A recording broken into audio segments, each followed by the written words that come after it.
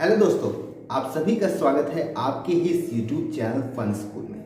मेरा नाम सरफराज अहमद है और आपका फिर से फन स्कूल में स्वागत है। आज के इस वीडियो में हम CDP के अगली कड़ी में अगला टॉपिक हम लोग पढ़ेंगे एरिक्सन का मनोसामाजिक सिद्धांत। एरिक्सन का मनोसामाजिक सिद्धांत। चलिए इस वीडियो को आज शुरू करते हैं, लेकिन शुरू करने से पहले मैं आपको बताना चाहता हूं कि अगर आपने अभी तक हमारे YouTube चैनल को सब्सक्राइब नहीं किया है तो आपके पास एक मौका है कि आप हमारे YouTube चैनल को सब्सक्राइब कर सकते हैं, क्योंकि यहाँ पर मैं एजुकेशनल कंटेंट लाता रहता हूँ, जिसमें मैं टीचिंग रिलेटेड कंटेंट और इससे रिलेटेड और भी कंपटीशन रिलेटेड जैसे मैथ्स हो गया, हिंदी हो गया, इंग्लिश, इन सब से रिलेटेड मैं यहाँ पर कंटेंट लाता रहता हूँ।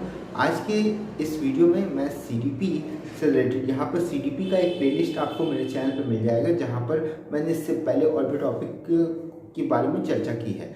आज के इस वीडियो में हम लोग एरिक्सन के मनोसामाजिक सिद्धांत के बारे में चर्चा करेंगे, तो इस वीडियो को एंड तक देखिएगा। और साथ ही साथ मैं आपको बताना चाहता हूँ कि मेरे सारे वीडियो का एक PDF मेरे टेलीग्राम चैनल पे आपको मिल जाता है।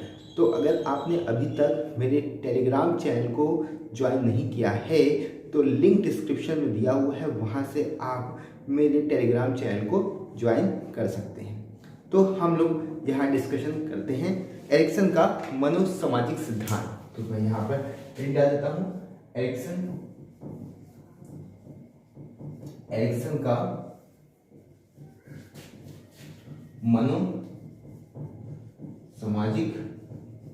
सामाजिक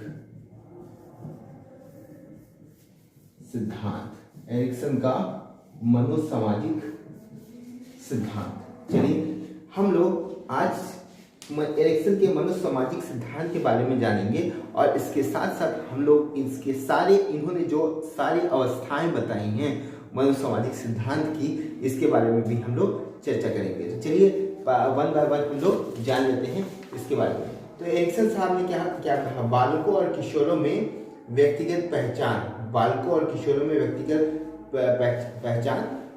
क्या हो सकती है, विकसित हो सकती है। बालकों में व्यक्तिगत पहचान विकसित हो सकती है। बालकों और किशोरों में व्यक्तिगत पहचान किस प्रकार विकसित हो, इसके बारे में एरिक्सन साहब ने मनोसामाजिक सिद्धांत के बारे में बताया है। एरिक्सन ने मनोसामाजिक सिद्धांत के बारे में इसलिए इन्होंने सिद्धांत ये दिया है, ये सिद्धांत इन्होंने किस लिए दिया है, ताकि बालकों और किशोरों में व्यक्तिगत पहचान हो सके उनके अंदर। इस प्रकार इन्होंने ये सिद्धांत दिया है। उन्होंने कहा है, सबसे पहला उन्होंने क्या कहा है, उन्होंने कहा है कि पूरी जीवन अवधि को एरिक्सन ने कितने भागों में बांटा है, पूरी अवधि को इन्होंने 8 भागों में बांटा है। कितने भागों में बांटा है, 8 भागों में बांटा है। पूरी अवधि, जितनी भी अवधि में एक बालक सीखता है, अपना विकास करता है, तो उस विकास में इन्होंने एरिक्सन साहब ने इसको 8 भागों में बांटा है। एरिक्सन साहब ने इसको कितने भागों में बांटा है, 8 भागों में बांटा है।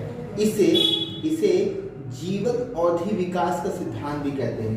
इसे किस नाम से जानते हैं, जीवन अवधि विकास का सिद्धांत भी कहते हैं। जीवन अवधि विकास का सिद्धांत भी इसको कहा, जीवन अवधि विकास का सिद्धांत भी इसको क्या कहते हैं, कहा जाता है। तो चलिए अब इनकी अवस्थाओं के बारे में भी हम इनकी अवस्थाओं के बारे में भी जान लेते हैं। तो इसके में पहली अवस्था कौन सी, इसमें पहली अवस्था कौन सी आती है, इसके बारे में भी हम लोग जान लेते हैं। सबसे पहले मैं इसको यहाँ पर रख कर देता हूँ ताकि मुझे जगह मिल सके। तो यहाँ पर मैं देख सकता हूँ, सबसे पहले हम लोग यहाँ लिखते हैं स्टेज 1, जो कि सबसे पहली स्टेज के बारे में हम लोग चर्चा करते हैं। जो हमारा स्टेज 1 है वो है विश्वास बनाम अविश्वास। क्या है, विश्वास बनाम अविश्वास। विश्वास बनाम अविश्वास। इसमें जो पहला स्टेज है वो है विश्वास बनाम अविश्वास, जो कि कितने से कितने महीने तक होता है, 0 से 18 माह के अंदर होता है। 0 से 18 माह के अंदर क्या होता है, विश्वास बनाम अविश्वास। तो चलिए इसके बारे में भी थोड़ा सा जान लेते हैं। देखिए, विश्वास बनाम विश्वास क्या होता है? जब बच्चे को माँ बाप का प्यार मिलता है, जब बच्चे को क्या मिलता है? माँ बाप का प्यार मिलता है, तब क्या होता है? तो बच्चे में क्या होता है? भरोसा उत्पन्न होता है। क्या होता है? जब बच्चे को अपने माँ बाप का प्यार मिलता है तो बच्चे के अंदर क्या उत्पन्न होता है? बच्चे के अंदर उत्पन्न होता है भरोसा। उसके बाद जब माँ बाप का प्यार नहीं मिलता तो वो क्या हो जाता है? वो क्या हो जाता है? निराश हो जाता है, यानी वो अकेलापन महसूस करता है। जब बच्चे को प्यार मिलता है तो वो विश्वास महसूस करता है, और जब बच्चे को प्यार नहीं मिलता है तो वो अविश्वास महसूस करता है, यानी अकेलापन महसूस करता है। इसके बाद हम लोग आगे जानते हैं स्टेज 2 के बारे में। स्टेज 2 क्या कहता है? एरिक्सन साहब ने जो स्टेज 2 के बारे में बताया है, ये क्या बताया है एरिक्सन साहब ने? एरिक्सन साहब ने बताया है स्वतंत्रता बनाम स्वायत्तता बनाम क्षण, या फिर हम इसको बोल सकते हैं स्वायत्तता बनाम क्षण। स्वायत्तता बनाम क्षण। अब स्वायत्तता बनाम क्षण ये जो हमारा है वो होता है 18 माह से लेकर 3 वर्ष के भीतर होता है। 18 माह से लेकर 3 वर्ष के भीतर स्वायत्तता बनाम क्षण की मनोसामाजिक स्थिति उत्पन्न होती है। इस स्थिति में क्या होता है इसके बारे में जान लेते हैं। अगर बच्चे को खेलने कूदने की स्वतंत्रता दी जाए, अगर बच्चे को क्या दी जाए? खेलने कूदने की स्वतंत्रता दी जाए, तो बच्चा क्या कहता है? बच्चा कहता है आई कैन डू दिस। बच्चा क्या कहता है? I can do this. बच्चा क्या कहता है? I can do this. मतलब जब बच्चे को खेलने की अनुमति मिल जाती है या स्वतंत्रता मिल जाती है तो वो क्या कहता है? बच्चा कहता है आई कैन डू दिस। तो यहाँ पर हम लोग इसको स्वतंत्रता या फिर उसको स्वतंत्रता भी बोल सकते हैं। स्वतंत्रता बनाम क्षण। अब यहाँ पर अगर बच्चे को किसी चीज की स्वतंत्रता मिलती है तो वो कहता है आई कैन डू दिस, मैं उसको कर सकता हूँ, मैं उसको क्या कर सकता हूँ। लेकिन अगर बच्चे के खेलने कूदना ना दिया जाए, अगर बच्चे को क्या किया जाए? खेलने कूदने ना दिया जाए तो उसमें क्या उत्पन्न हो जाएगा? अगर बच्चे को खेलने कूदने ना दिया जाए तो उसमें शर्म या संदेह उत्पन्न हो जाएगा। अगर बच्चे को खेलने ना दिया जाए तो बच्चे के अंदर क्या उत्पन्न हो जाएगा? शर्म और संदेह की भावना होगी, और वो क्या कहेगा? और वो ये कहेगा I can't do this, I can't do this. तो ये हमारा है 18 माह से 3 वर्ष के भीतर की अवस्था की स्वतंत्रता बनाम शर्म, कि अगर बच्चे को खेलने कूदने की अनुमति दे दी जाए तो बच्चा बोलेगा आई कैन डू दिस। और अगर बच्चे को खेलने कूदने की अनुमति ना दिया जाए, उससे हमेशा रोका जाए, तो बच्चा एक समय के बाद बब्बू हो जाएगा और कहेगा आई कैन डू दिस, मैं ये नहीं कर सकता और मैं ये नहीं करना चाहता, भली, क्योंकि उसे उस चीज की स्वतंत्रता मिली नहीं। और जब स्वतंत्रता नहीं मिली तो वो क्या बोलेगा? I can do this, I can do this. अब हम लोग बढ़ते हैं स्टेज नंबर 3 की तरफ, यानी कि जो तीसरी अवस्था है वो कौन सी अवस्था है उसके बारे में जान लेते हैं। वो है हमारा पहल बनाम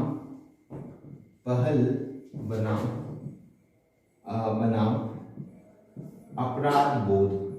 पहल बनाम अपराध बोध।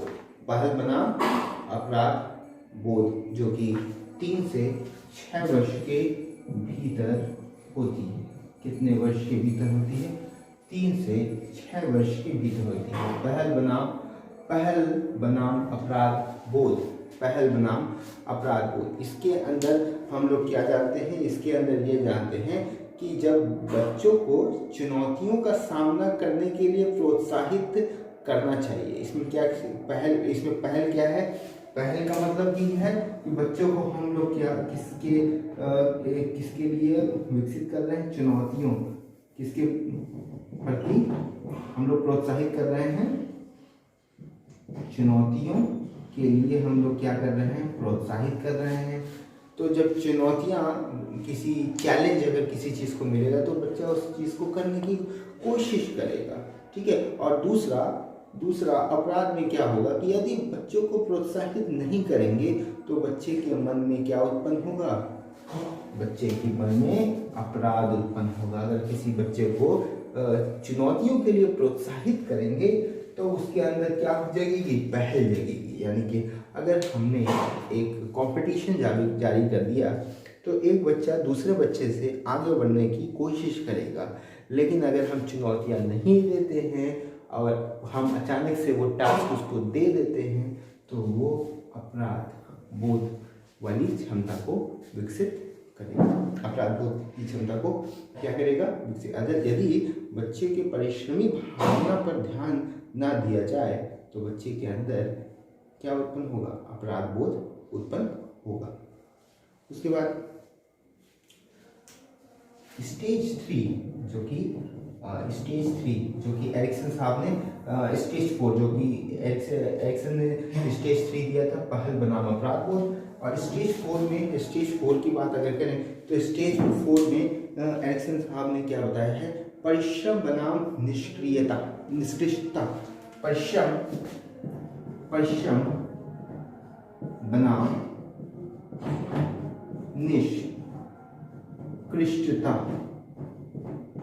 बनाम निष्कृष्टता।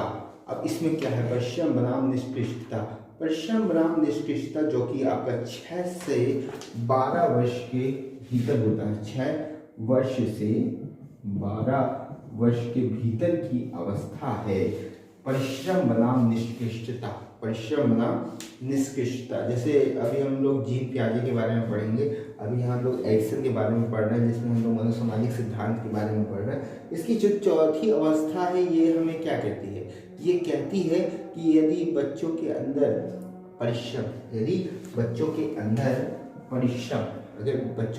क्या उत्पन्न हो जाए, परिश्रम का विकास पर ध्यान दिया जाए तो बच्चा कैसा बनेगा, बच्चा बनेगा परिश्रमी। अगर बच्चों के परिश्रम पे ध्यान दिया जाए तो बच्चा कैसा बनेगा, बच्चा बनेगा परिश्रमी। बच्चा कैसा बनेगा, परिश्रमी बनेगा। यदि उसके परिश्रम भावना पर ध्यान ना दिया जाए तो बच्चे के अंदर क्या उत्पन्न होगी, निष्कृष्टता उत्पन्न होगी। अगर बच्चे पर परिश्रम पे ध्यान नहीं दिया जाए तो उसके अंदर निष्कृष्टता होगी, यानी कि वो अपने अंदर हीन भावना उत्पन्न होगा। वो ये सोचेगा कि मैं ये काम नहीं कर सकता हूँ या मुझसे ये काम नहीं होगा। जैसे कि मैंने यहाँ पे बताया है, अगर उसको रोकेंगे तो क्या होगा, आई कैन डू दिस, और नहीं रोकेंगे तो आई कैन डू दिस, वो कहेगा। तो यहाँ पर हम इससे कोरिलेट कर सकते हैं स्टेज नंबर 2 से। अगर स्टेज नंबर 4 में हमारा परिश्रम बनाम निष्कृष्टता की बात हुई, जो कि 6 से 12 वर्ष के बीच में हुआ था। उसके बाद हम लोग बढ़ते हैं स्टेज नंबर 5 की तरफ, जो कि है पहचान बनाम पहचान भ्रांति।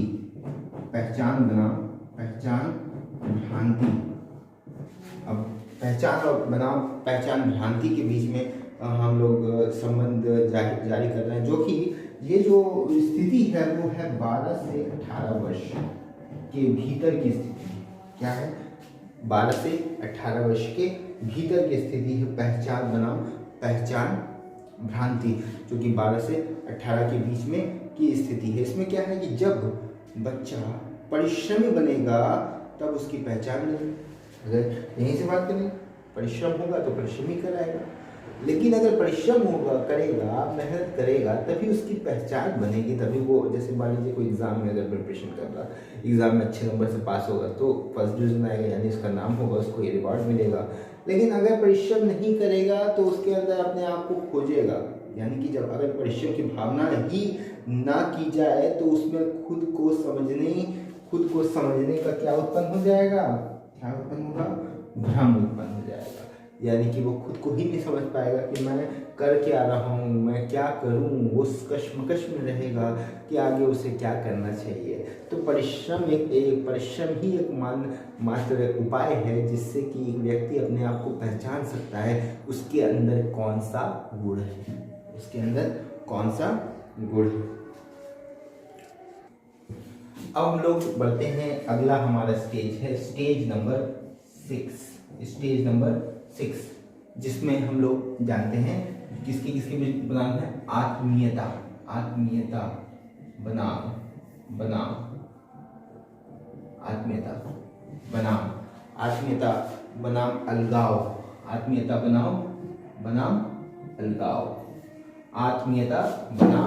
अलगाव, इन दोनों के बीच में हम लोग संबंध को देखते हैं। इसमें क्या हुआ, ये जो स्थिति होती है, ये जो स्थिति है, एरिक्सन साहब ने ये बताया है 18 से 35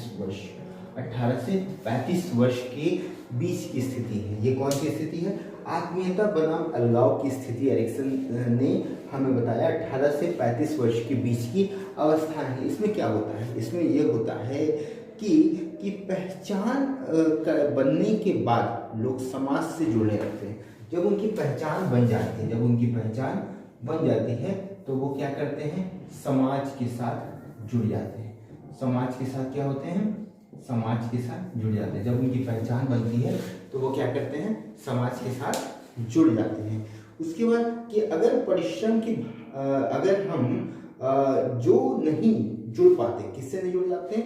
जब कोई अपनी पहचान नहीं बना पाता है, और जो नहीं जुड़ पाता है, जब वो नहीं जुड़ पाते हैं तो उनके अंदर क्या उत्पन्न हो जाती है? अलगाव हो जाती है। जैसे मान लीजिए कि हमने कुछ चीज़ समझाई ए, वो समझा बी, तो वो कहेगा नहीं सर ये बी होगा, ये हम कहेंगे नहीं ए होगा। तो इन दोनों के बीच क्या हो जाएगा? उत्पन्न अलगाव उत्पन्न हो जाएगा, है ना। देखा है आपने, डिबेट जब होता है तो क्या होता है? दोनों के बीच में दो पक्ष रहते हैं, एक पक्ष कुछ बोलता है, दूसरा पक्ष कुछ बोलता है, तो दोनों के बीच में क्या होती है? कॉन्ट्राडिक्टरी उत्पन्न होती है। तो इसी एज में हम लोग देखते हैं डिबेट लोग करते हैं, ठीक है। तो जब हम लोग अपनी पहचान बना लेते हैं तो हम समाज के साथ जुड़ जाते हैं, लेकिन अगर पहचान नहीं बना पाते हैं तो क्या हो जाता है? अलगाव उत्पन्न हो जाता है। क्या उत्पन्न हो जाता है? अलगाव उत्पन्न हो जाता है। तो ये स्टेज हमारा 18 से 35 वर्ष की स्थिति जो कि है आत्मीयता बनाम अलगाव की स्थिति, अलगाव की स्थिति। उसके बाद हम लोग पढ़ते हैं अगली स्थिति जो हमारी है जन्नात्मकता बनाम स्थिरता, जो कि हमारा स्टेज नंबर 7 है। स्टेज नंबर 7 हमारा है जन्नात्मक बनाम स्थिरता, जन्नात्मक बनाम स्थिरता, जो कि कितने से कितने वर्ष के बीच में है? जो कि हमारा जन्नात्मक बनाम स्थिरता जो कि हमारा 35 वर्ष से 65 वर्ष के बीच में स्थिति है। 35 वर्ष से 65 वर्ष के बीच में ये स्थिति लाई करती है, जन्नात्मक बनाम स्थिरता। ये हमारा स्टेज नंबर 7 है। स्टेज नंबर 7 जिसमें हम जन्नात्मक बनाम स्थिरता के बारे में हम लोग जानते हैं, जो कि 35 से 65 वर्ष। इसमें क्या होता है कि आने वाली पीढ़ी के बारे में सोचकर कुछ धन एकत्र करके रखना, साधन जुटाना, ये सब इस स्थिति में आता है कि जन्नात्मक यानी कि जन की जो इच्छाएं हैं, जैसे अपनी इच्छाओं को पूरा करने की स्थिति है। इसमें हम लोग चाहते हैं कि ज़्यादा से ज़्यादा धन एकत्रित कर लें ताकि हम आने वाला जो भविष्य है उसको हम संवार सकें। तो ये जो स्थिति कहलाती है, ये क्या कहलाती है? जन्नात्मक कहलाती है।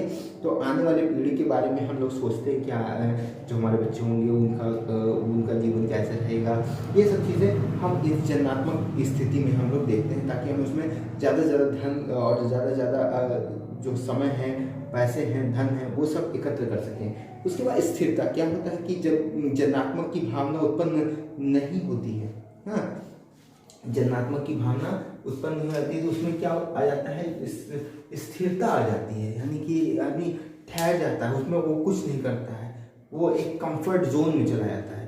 तो अगर हम चाहते हैं अपने कंफर्ट जोन से आगे बढ़ना तो हम निरंतर कुछ ना कुछ परिश्रम करते रहते हैं, और परिश्रम करते हैं तो आगे बढ़ते हैं, आगे बढ़ते हैं तो धन अर्जित करते हैं। तो जन्मात्मक में क्या है, ऐसी भावना जिसमें हम आगे वाले भविष्य के बारे में सोचते हैं, आगे वाले पीढ़ियों के बारे में सोचते हैं, और आगे वाले पीढ़ियों के बारे में सोचेंगे तो परिश्रम करेंगे, परिश्रम करेंगे तो धन अर्जित करेंगे, धन अर्जित करेंगे तो इस स्टेज में हम क्या करते हैं, धन को एकत्र करते हैं ताकि अगले वाले पीढ़ी को वो लाभ दें। उसके बाद स्थिरता, जब हम लोग कुछ नहीं करते हैं, खाली बैठे रहते हैं, तो ऐसी स्थिति जो कि हमारा स्थिरता कहलाता है। और ये कौन सा स्टेज है हमारा, 35 से 65 वर्ष। ये हमारा कौन सा स्थिति है, 35 से 65 वर्ष की स्थिति है। जो कि अगला हमारा जो स्टेज है, अगला ही स्टेज है वो हमारा संपूर्णता बनाम निराशा। जो कि हमारा अगला स्टेज है वो हमारा है स्टेज नंबर 1, संपूर्णता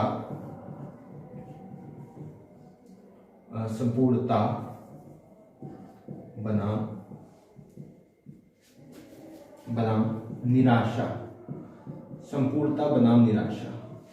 अब ये कौन सी स्टेज है, ये किस किस एज में आता है, तो जो हमारा जो ये 65 वर्ष लास्ट है, बस इसी के बाद, इसी के आगे अंत तक 65 वर्ष के आगे, 65 के आगे जितना भी, अब इसके बाद कहाँ लाइफ होती है, 65 के बाद तो आदमी बूढ़ा हो जाता है और फिर वृद्धावस्था की स्थिति हो जाती है। तो इसके बाद से तो कोई स्टेज ही नहीं होगा, तो बस यहीं तक रुक जाते हैं। और ये हमारा है स्टेज नंबर 1 जो कि संपूर्णता बनाम निराशा की स्थिति है। और संपूर्णता बनाम निराशा में क्या कहा गया है कि बीते हुए समय के बारे में व्यक्ति सोचता है। इसमें क्या होता है, इसमें बीते हुए समय, क्योंकि अब व्यक्ति अपने अनुभवों को जान चुका है, उसको जितना करना था वो कर चुका है। अब उसकी आने वाली पीढ़ियाँ वो काम करेगी, लेकिन उसने क्या काम किया, क्या नहीं किया, उसके बारे में वो सोचता है। इस स्टेज में वो सोचता है। यदि सकारात्मक विचार बनते हैं तो वो अपने जीवन को सुखद अनुभव करता है। तो जब सुखद अनुभव करेगा तो उसके अंदर संपूर्णता की भावना होगी कि हाँ, मैंने सारे काम बखूबी तरीके से कर लिए हैं, अब मैं चैन की सांस ले सकता हूँ। लेकिन अगर उसको निराशा हो, काश मैं ये काम कर लेता तो आज मैं इंजीनियर होता, काश मैं वो काम कर लेता तो आज मैं डॉक्टर होता, काश मैं ये कर लेता तो मैं आज ये होता। तो ये जो अंतिम समय में लोग सोचते हैं, ये क्या कहलाता है, निराशा। ये स्थिति कौन सी कहलाती है, निराशा कहलाती है। तो जब यदि बीते हुए जीवन में सकारात्मक विचार नहीं बन पाते तो व्यक्ति उदासी में चला जाता है। और जब उदासी में चला जाता है तो वो कौन सी स्टेज होगी, वो होगी निराशा। तो ये हमने इसके विपरीत 2 स्थितियाँ हमने इस तरह से हमने 8 स्थितियाँ जान ली जो कि एरिक्सन ने अपने मनोसामाजिक सिद्धांत में चर्चा की थी। तो आशा है कि आपको एरिक्सन के मनोसामाजिक सिद्धांत के बारे में समझ में आया होगा। अगले वीडियो में हम लोग अगले टॉपिक के बारे में डिस्कस करेंगे इस CDP वाले चैप्टर में, या इस CDP में हम अगले टॉपिक को डिस्कस करेंगे अगले वीडियो में। और तब तक के लिए अगर आपने हमारे इस YouTube चैनल को सब्सक्राइब नहीं किया है तो आपके पास एक मौका है कि आप हमारे YouTube चैनल को सब्सक्राइब कर सकते हैं। साथ ही बेल के आइकन को प्रेस करना ना भूलें। मैं हूं आपको दोस्त मिलूंगा अगली वीडियो के साथ। तब तक के लिए बहुत ख्याल किया। जय हिंद, वंदे मातरम।